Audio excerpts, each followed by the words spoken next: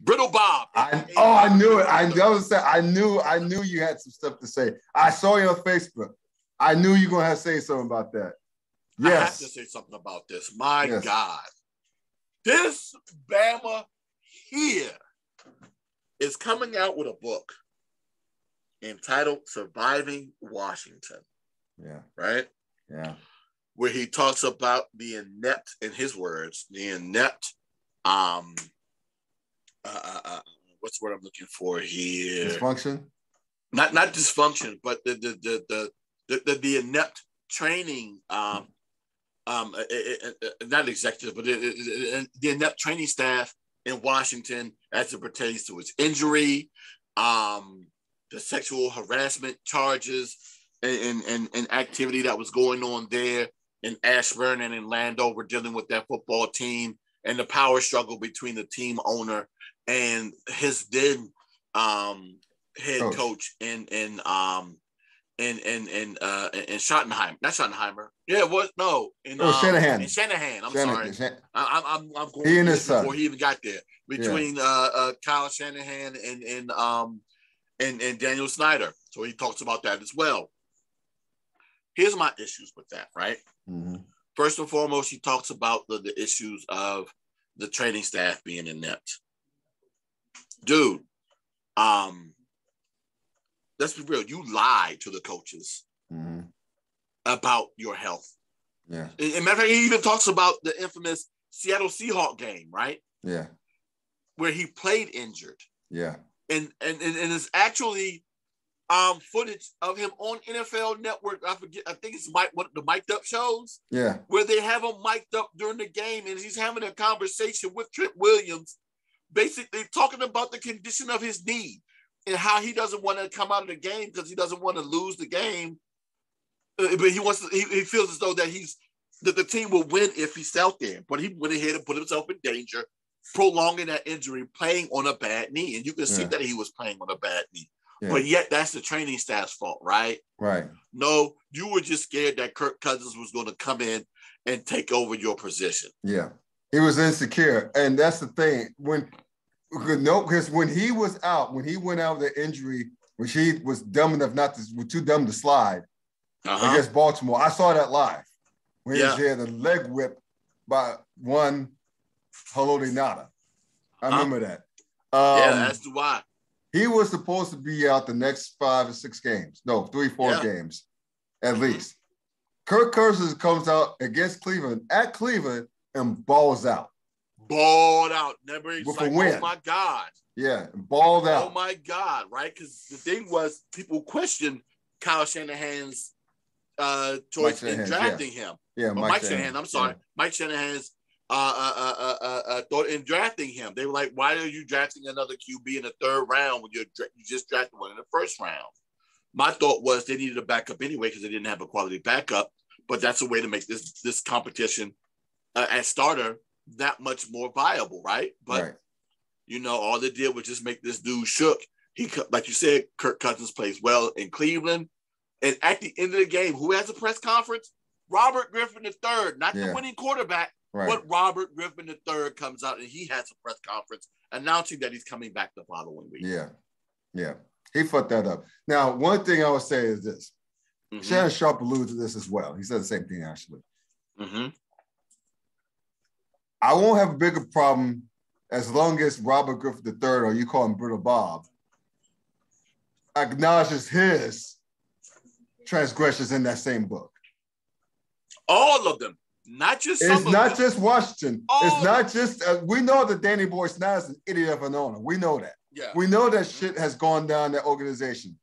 The NFL sent on a bunch of emails to prove that. We just want Robert's admission. His own. He has to own something. Yeah. He needs to own a lot of it. Because no one put a gun to his head to have him and his daddy go in to Mike Shanahan's and Kyle Shanahan's offices and demanded that they play him like Peyton Manning. No. They didn't put a gun to that fool's head to make him come back 3 weeks earlier after having his own press conference in a game that he did not start and he did not win. Mm-hmm. He took away Sean from Kirk Cousins. No one put a gun to his head to do that. No one put a gun to his head to make this bogus ass rehab campaign through Subway or whatever with diamonds or whatever. What was it? Diamonds? What was that? Some shit about diamonds. Pressure makes diamonds. Yes. No one put a gun to his head to do that. He did that. And also All In for week 1. You also had that one too. Yeah, he did that. Yeah. He needs to own. If he doesn't own any of that shit in this book, fuck him. Not just that, right? So he talks about the sexual harassment stuff. Okay. My thing is this. Don't talk about stuff that you weren't there for firsthand accounts for, right? Because at that point, it just becomes hearsay. Right. And then my second retort to that is, my second response to that is, dude, if you were there firsthand, why didn't you say anything about it then? Right. That implicates you. Because people be like, well, why did you do anything about it? Not just that, you're talking about a gentleman that came from Baylor University where they had their own sexual harassment stuff going on there too while he was there. Right. So what is it going to be? Are you going to actually come out with firsthand knowledge of stuff that happened that you refuse to talk about? Or are you going to talk about your culpability in those situations too? Right. Right? Right. And then let's bring it full circle to this year. This is a situation that he's quote unquote surviving, right? Where he was just begging to come back and play for this organization back in September. That's correct. So how the hell you surviving a situation that you said that you wanted to come back to just a few months ago? Which one is it, dog? Yeah. Yeah. Again, that's like I said. If he doesn't, and like you said the same thing, and many other people have said as well, if he doesn't own any of this shit, or even a minute part of what happened in Washington during his years, he's a phony. Because if you look at it, man, the way he was jumped onto the scene as a rookie, winning Rookie of the Year, wasn't even close. No. He was Lamar Jackson before Lamar Jackson. Before Lamar Jackson, yeah, easily. With a better arm. With a much better arm than Lamar Jackson. I'll say this, he had a stronger arm. Yeah. But I don't know if he could, and that's not to say that Lamar actually reads defenses that much better, but it is better than what Bob does.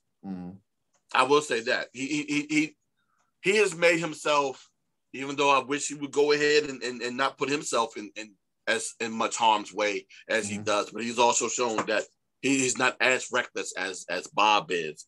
But yeah, he was Lamar before Lamar was Lamar, easily. Yeah. Yeah. It's too bad.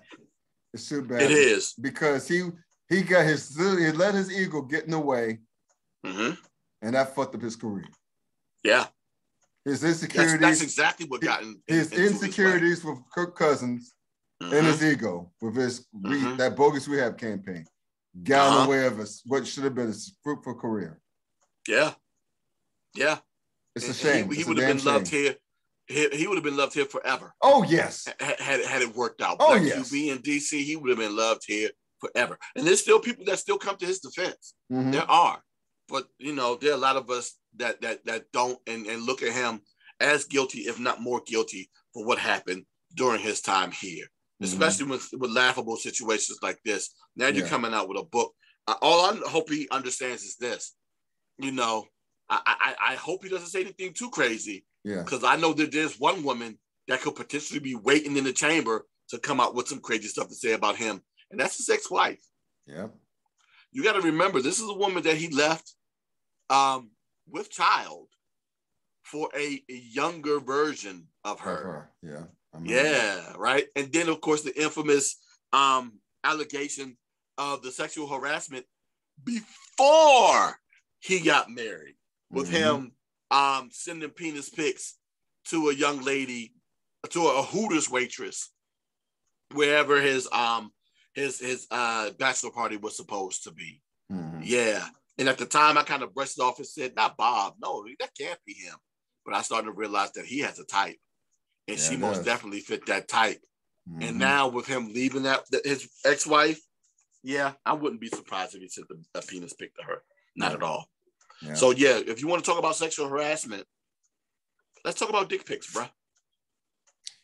That's why I said, gotta own this shit because it's the backlash is gonna come quick. So I guess we'll look forward to that as well, bro. But it is. Yeah, Shaka Khan said it best with Guru.